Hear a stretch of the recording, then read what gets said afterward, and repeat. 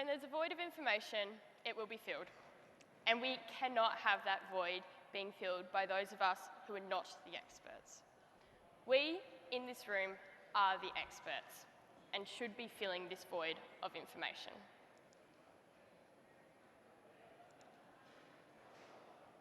This will be working. Oh. Sorry, can we please get that to play?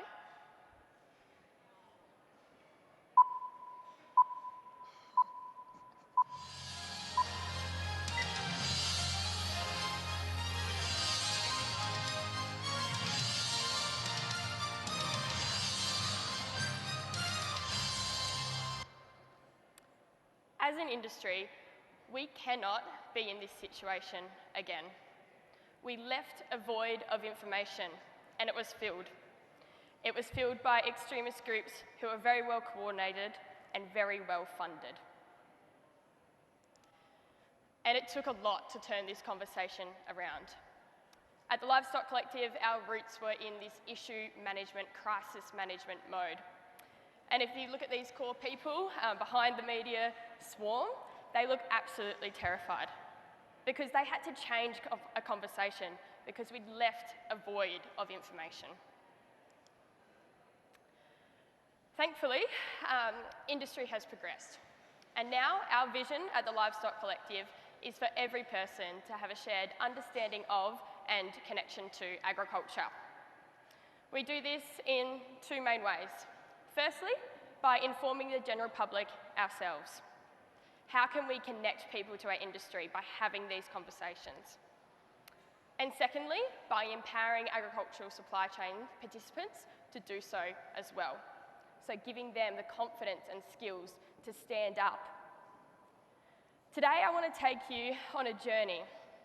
And the journey is your responsibility in filling this void of information. Because we have begun to build trust on arguably one of agriculture's most difficult topics, being live export. However, there is still a long way to go.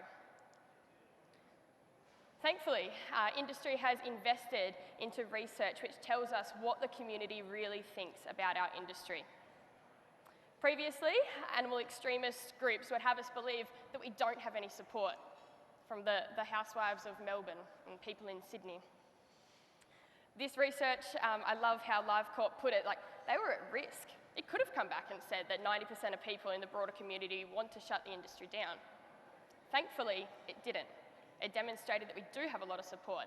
However, people need to know more to form their opinions about our industry, which is where we come in.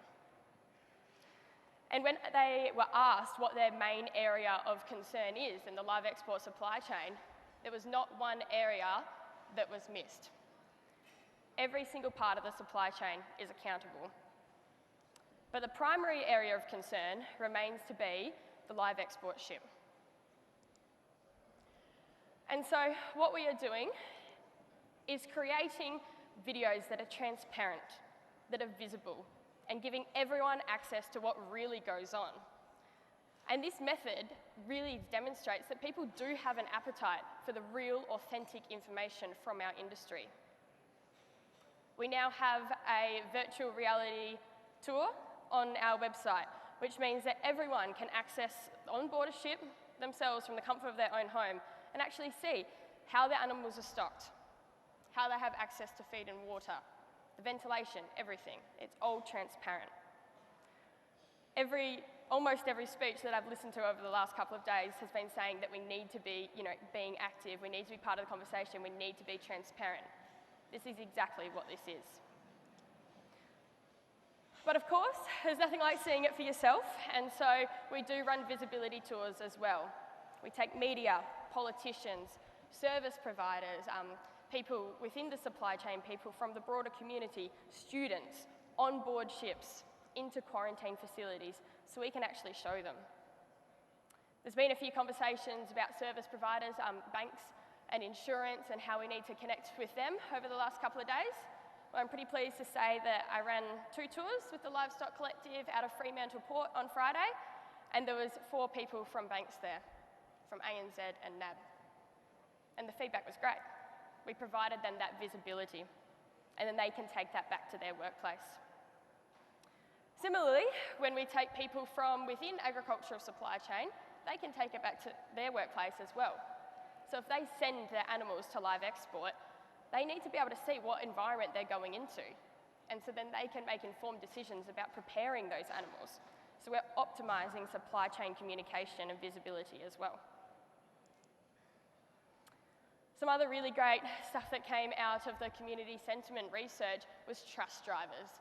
What do people really value? What can we communicate with so we can build trust? One of the key drivers was industry responsiveness, and I think that speaks volumes as to us being part of the conversation. Other trust drivers were animal welfare, and also the value and support we provide to communities overseas in terms of food security and everything like that, their communities, their jobs. Another trust driver was regulation. Now, we just had a session on regulation. I can guarantee that if someone from the broader community sat in on that session, they would not have been any more informed than they were before they came in, because it's so technical. How can we communicate about topics as technical as regulation in a way that they can connect with and they can understand? So if you were here to see that animation that just played before, that is the way that we're doing that. Creating things, putting things in a format that's actually digestible and understandable. Along with the journey of transparency are these virtual reality goggles. A few of you have tried them on. They're great because it transports you directly into the supply chain. Onto the truck, you've got cattle running underneath you, into the live export ships, you can see everything.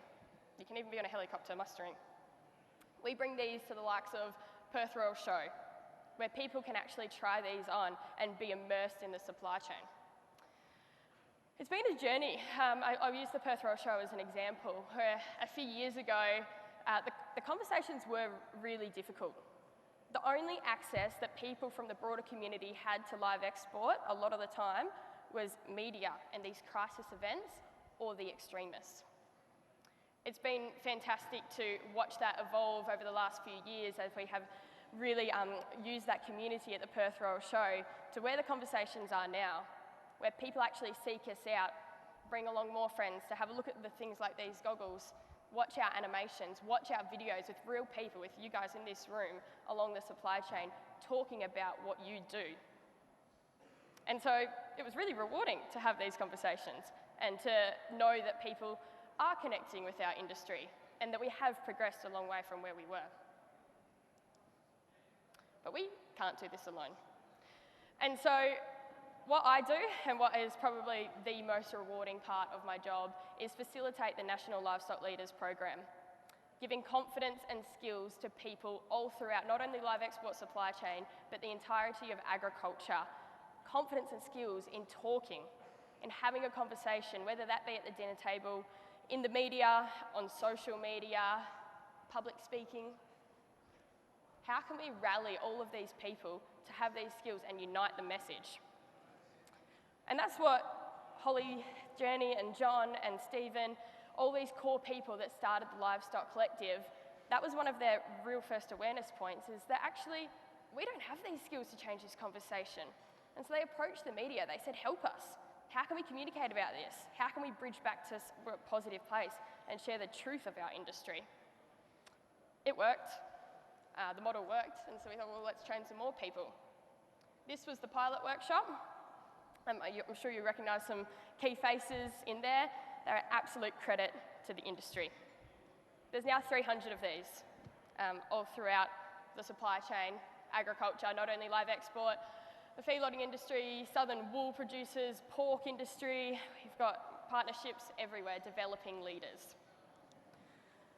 And I think it's not for me about giving them these skills and see you later. It's about building connections and building a network, and then watching what they do when they leave. I only had someone come up to me this week, and he's now a Nuffield scholar, and he was saying that a lot of his confidence and his drive to do what he's done after the workshop has been from the workshop, from not only the skills that we've given him, but the connection and the network, the like-minded people that he met to be change makers. I love this quote from Barb Madden, and she came into the workshop, and I thought, my God, this woman's incredible. She's great, she's intelligent, she's so well-spoken, what is she, what's she doing here? And it became really clear that actually everyone can be a leader. Everyone can be having these conversations. And like she says in this quote, she does impart some of her motivation to take on roles such as Alpha President to that workshop and to that network. The panel that you have on next are actually 4 livestock leaders. Some of them who we've engaged with 2 days ago, participating in the workshop, some 2 months ago, and some 2 years ago. And the reason that it is everyone's responsibility to be having these questions, not only us at the Livestock Collective, not only the 300 livestock leaders, but everyone in our agricultural community, is because when an industry isn't talking, most people assume that it has something to hide. I think that speaks absolute volumes as to why we need to be part of the conversation. Similarly, the reason that we are collaborating with all these different industries, whilst our roots are very much in live export, it's not just about live export. It's about the entirety of agriculture and rural industries. Because what one industry does impacts people's opinion of all these other industries. They don't distinguish between live export, between horticulture, grains. They have us all in one basket. So our messaging needs to be really united. And that is why we promote so much industry collaborations. And people who know someone in a rural industry are more likely to trust the industry. There's about 64% of people on the research that we have. 64% of people know 0, 1, or 2 people in agriculture. So we know there's a disconnect. And I know that you've probably heard things before about, bridging the gap and this disconnect. But I want you all to come away from this with a different mindset. I want to accept that there is maybe a disconnect, 64% of people don't know many people in agriculture. But what an opportunity to connect with them.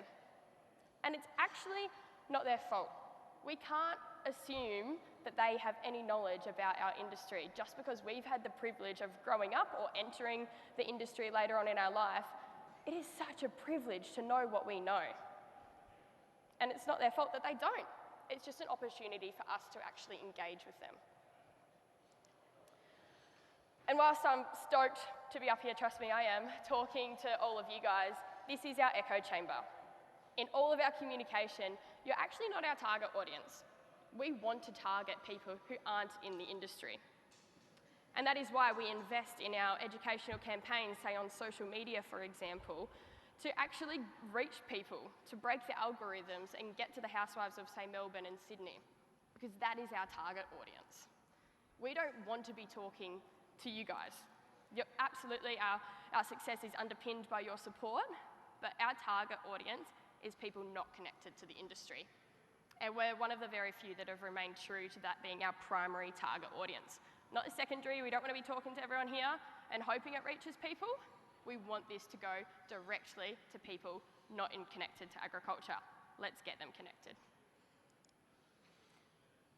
And I also want you to remember that conversations are visible. Say on social media, for example, it's not just the few people on that Facebook chain that are making opinions based on what you say. There's potentially hundreds, if not thousands, if not millions of people looking at these posts and forming opinions. On our social media, if we put something up and an extremist group comments something disrespectful, a lot of the time we'll actually leave it up. The reason being is they do themselves a serious disservice by doing that. They look disrespectful and people don't trust them. But if we reply a really measured response and respectfully depart that conversation because we've identified that we're probably not going to change their mind, then other people are looking at that and going, oh, you know what, those people in agriculture, those farmers, they're respectful, they're measured in their response. That extremist, my God, they were pretty nasty. And so they don't build any trust. However, we do delete comments if someone within agriculture aggressively or disrespectfully supports what we do, saying, yeah, you tell them, or whatever. That's when we delete them, because you not only do us and our brand a disservice, but agriculture a disservice. So we must remain really respectful at all times and know that the conversations that you're having are visible. It's also really important, like I said before, just because the industry can operate in silos, we want that to be united. And we're one of the only fully supply chain encompassing organisations that actually do this. It's really important to us that our messaging from all different sectors is united. And for me, facilitating this National Livestock Leaders Program, my most rewarding workshops are when I have a really diverse group of people. Truck drivers, shearers, people from the chicken industry, live export, sheep, cattle, buffalo. They're the most rewarding workshops because I can see you all unite and you all realise, actually, yeah, we are all in this together. And then that message flows through to the broader community as well. It is critical that we remain part of this conversation for the future of our industry and actually get these financial funding streamlined into advocacy. We've all, the last couple of days, it's been such a topic. We're still talking about 2011. We're still saying that we never want to be in that position again. Well, then let's work together. Let's empower each other. Let's share conversations. Because unfortunately, we've got a fair competition. I don't want to say a competition because I actually think we have some shared values with these people sometimes. But organisations such as Animals Australia are very well funded. In 2020 alone, they were donated over $20 million. That was actually a 48% year-to-year increase on 2019. And a lot of that money goes directly into lobbying and campaigning against agriculture. This is the type of thing that us as an industry can unite and counteract, that we must work together. Because the adversity will continue, and it doesn't have to be as blatant as ban live exports or anything like that stuck on a car. It can be something as subtle as, like we were saying, about those service providers saying that they'll no longer lend to organisations invested in things like live export or intensive animal farming systems. This is a subtle messaging that the broader community is receiving, and that's the damage it can do. We never want to have single crises events to happen, but to also be the first instance that people have access to our industry. We can all sow seeds here and there, a conversation at a dinner party, a post on social media, a comment on a news feed, and a link to our virtual reality tour. They go such a long way. So that if this footage is rehashed, which trust me, they do, they're quite good at what they do, then people can second guess it because they're going, oh, well, actually, I've seen a lot of really good stuff. I'm getting to the end now, but I really enjoy this quote on a discussion paper on social licence by Australian Wool Innovation. And it says that a challenge for agricultural industries is to understand which signals of social licence induce change from the mainstream and which reflect the extremes of public opinion.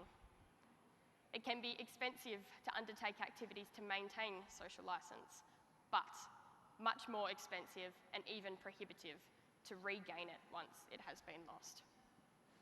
To me, that just says be on the front foot. If we lose this, we're going to have a lot of ground to make up. And the high-level communication that's required to execute advocacy for topics such as live export, agriculture, and do it effectively is hugely expensive, and it does take a united approach, which is why we exist. So when I ask you where we want to be 10 years in the future, I personally, and we're the Livestock Collective, never want a void of information again. And the way that we can do that is by working together. I really enjoyed Gary's presentation earlier and the film that they've created. How fantastic. Everyone can build this together by working together. And so I do invite you to join what we call our collective community. And it's a way that we can forge a compelling future for the industry together by continuing to ensure that the void of information is filled. I think that it's a success story that we even have, I think Karen said there's 400 and something delegates here today. What a success story that we're all here improving. In 10 years' time, God, I look at the trajectory that, say, the sheep live export industry has been in the last 3 years, and that animal welfare is just such a high priority, as it has been, but we're actually making so many improvements. The last 3 years, the last 20 years. where are we going to be in 10 years' time? Are we going to be even higher animal welfare standards? We have the market access, old markets opened up for sheep, but also in a position where we're communicating about it effectively as well. So it's not 64% of people who are disconnected, it's a lot more people who actually are informed about not only live export, but all these other industries as well, in a united approach. That's me, done. I think it was question time.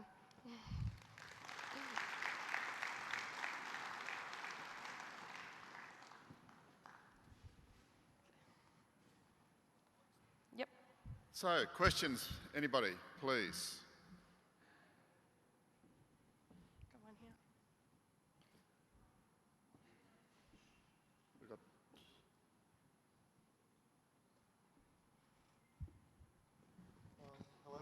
Hello, it's Peter Wells from Animark. And I think, firstly, Millie, all power to you and the team. I think it's a really good model. Just seems to me that if we're sincere as an industry, it should be about transparency. And if there are things that we need to deal with and improve, let's have it and let's sort that out so that it genuinely is a good industry that we can be proud of. So anyway, just my thanks for your work. Can I ask you to reflect on the government notional position on a sheep live export ban and your thoughts on how that might be unpacked and discussed with the wider community? Yeah, absolutely, and Holly, you might be able to help me with this as well. It's certainly a challenge. Sorry, that's really close to me. We can accept that as a challenge going forward, because it is quite frustrating to think that we look back in the last 3 years, for example, since that first policy was announced, and know all the improvements that we've done. That mortality rate is at an all-time low, and whilst that's an objective measure of animal welfare, it's a real measure. And so, yeah, you can find it really frustrating, and I think communicating about that to the broader community is going to be a challenge. It was actually not as much of a conversation at the Perth Royal Show as what I thought it was going to be. They also haven't put a time frame on it. We know that it's going to be the next round. So, Holly, do you want to? Really? Just to add to Millie's comment, I think it's a huge opportunity to share the success of the improvements made in the industry over the last 5 years, and we can use that as an opportunity to talk to the public to help change the political policy that's currently in place, and I'm optimistic we can do that. Definitely the community sentiment we got at the Royal Show, like 9,000 people coming through our stand, having really positive conversations about the improvements that have been made. I think it'd be a very dangerous decision for the government of the day to have an industry that's done absolutely everything asked of it and more, and then still phase it out. That's my heavily biased opinion on that, and we continue to be hugely passionate about advocating for the sheep trade and the cattle trade, and being transparent. I liked your comment. I think our motto at the Livestock Collective is we need to talk about the dirty little secrets first. So if there are things in the supply chain that need to improve, then we should talk about them. Are we going? More questions? There's one at the back there, Millie. Yeah. Good day, Millie. Munro Hardy from Mutual Food and Fibre, and thank you for the presentation, and also thanks to you and the team for the wonderful work you do with the Livestock Collective. As you know, I was a participant in the Livestock Leaders Program that was supported by the NTCA Future Leaders Program, sponsored by Georgina Pastoral, so a massive thank you for those involved as well that made that possible for us. I think what it did for me largely was remove the blinkers of working day to day and head down in what we do. And look up and see the opportunities available to us as young people, as well as the skills you mentioned that we developed through that course. Since then, I've participated in a lot of different programs with the Australian Institute of Company Directors, the Australian Rural Leadership Foundation and their Drought Resilience Leadership Program. I'm a current Nuffield Scholar, where I get to travel the world now and look at different agricultural systems. And the Livestock Leaders course was the catalyst for me to become involved in all of those things. So lastly, I think those things have also given me the confidence and the inspiration to actually launch our new company, Mutual Food and Fibre, with my two partners. So it's had a huge impact on me, so thank you. My question finally to you is, how do we as alumni, but also people in the audience and the broader industry, give back, but more broadly, how do we support the Livestock Collective? Yeah, thanks, Munro, for all those kind words and the question as well. Firstly, as you can see on the screen, we do have our collective community where you can actually invest in us, invest in being transparent as an industry. But it doesn't even have to be as large about. It's about getting involved in these conversations and doing it correctly. If you do want more training, please let me know. I would love to have everyone part of a livestock leaders workshop to have these skills and have these confidence. But it can be as simple as a referral to a website or our virtual reality tour if you have a question. It can be as much as a sticker on the back of your car driving through the city that has our website on it so people can look it up. These small actions actually unite us and give us an opportunity to broaden our reach. And so it really is a share on social media, everything like that. We would love everyone to be part of our collective community, but if you're not in that position, just know that those small conversations, that micro-influencing, it does really go a long way. Thanks, Munro. How are we doing? More questions? Where is it, sorry? Oh, okay, go ahead.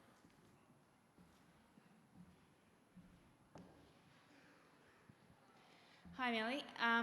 I just had a question in regards to being transparent. As individuals, how would you recommend we approach the dirty little secrets? So as a pastoralist, how do I be transparent about dehorning, castrating? I think it's easy to be transparent about what we do on the station, but obviously there's a lot of stuff that, you know, it's hard to be transparent about. How do we approach that? Yeah, and Holly, do you want to help with that? So Holly was the first one who stood up and said, actually, I want to talk about my industry and do it in a way that is transparent. And it was during a time that the sheep live export industry was in crisis. So Camille, I'll give you two answers before I hand to Holly. The first one is that if you get asked a question, if it's coming, you're having this conversation because you were asked a question with an individual, you'd be really trying to understand where that's coming from. Why do they feel that way? Why are they asking this question?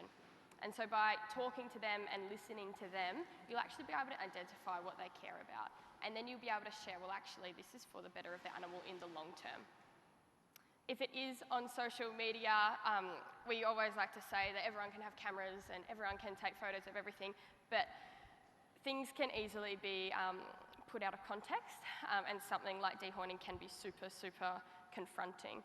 And so being really careful about the images that you're taking and the message, because what would a key message be, say, for mulesing or dehorning? It is for the long-term benefit of the animal. It is for that animal welfare. Even, I'll use mulesing as an example. I was at uni and we did a topic on mulesing, and I was studying agricultural science, and the other people in my group were against mulesing. And I said, well, have you ever seen a fly-struck sheep? And they hadn't. And so you had to show that transparency and that end result. And by the end of it, they were all for, mulesing, or for something like dehorning, because they can see the effects, if not. And so be looking at your target audience, you'd be looking at your key message, and the key message is that animal welfare is our priority here. Holly, did you want to add to that? Time. You're good. Yeah, I think you've answered it well, Millie. You don't need me. Yeah, Camille, I think it is a really difficult topic to talk about, and the community sentiment data has shown us that people really care that we're always constantly improving and wanting to change. So, I mean, I would put those things in the context of, how the uptake of pain relief, which I know you're using, and that's a great story to tell there are husbandry practices which are confronting, and we need to be able to talk about them, but as Millie said, then frame them in how we're managing the animal welfare risk, and the pain relief side of it would be a great way of explaining those practices, for example. I think we're done.